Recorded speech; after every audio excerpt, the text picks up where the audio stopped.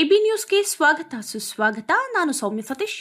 ಕೋಲಾರ ಜಿಲ್ಲೆಯ ಶ್ರೀನಿವಾಸಪುರ ತಾಲೂಕಿನ ಶ್ರೀನಿವಾಸಪುರ ಮುಳಬಾಗಿಲು ರಸ್ತೆ ಜಡೇರಿ ಕ್ರಾಸ್ ಬಳಿ ಈಚರ್ ವಾಹನ ಹಾಗೂ ದ್ವಿಚಕ್ರ ವಾಹನ ನಡುವೆ ಸಂಭವಿಸಿದ ಭೀಕರ ಅಪಘಾತದಲ್ಲಿ ಇಬ್ಬರು ಸ್ಥಳದಲ್ಲೇ ಮೃತಪಟ್ಟಿರುವ ದುರ್ಘಟನೆ ನಡೆದಿದೆ.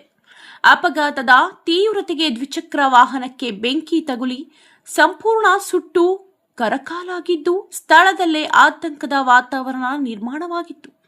ಮೃತರನ್ನು ಕೋಲಾರ ಜಿಲ್ಲೆಯ ಕೆಜಿಎಫ್ ತಾಲೂಕಿನ ಕದರಿಗಾನಗುಪ್ಪ ಗ್ರಾಮದ ನಿವಾಸಿ ರಘುಪತಿ ವಯಸ್ಸು 57 ಹಾಗೂ ಆಂಧ್ರಪ್ರದೇಶದ ಚಿತ್ತೂರು ಜಿಲ್ಲೆಯ ನಕ್ಕನಪಲ್ಲಿ ಗ್ರಾಮದ ನಿವಾಸಿ ಕಾಳಪ್ಪ ಗೌಡ ವಯಸ್ಸು 53 ಎಂದು ಗುರುತಿಸಲಾಗಿದೆ.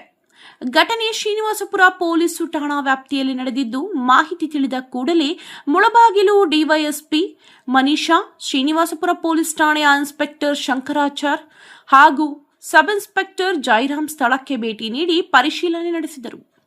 ಅಪಘಾತಕ್ಕೆ ನಿಖರ ಕಾರಣವೇನು ಎಂಬುದರ ಕುರಿತು ಶ್ರೀನಿವಾಸಪುರ ಪೊಲೀಸರು ಪ್ರಕರಣ ದಾಖಲಿಸಿಕೊಂಡು ತನಿಖೆ ಮುಂದುವರೆಸಿದ್ದಾರೆ.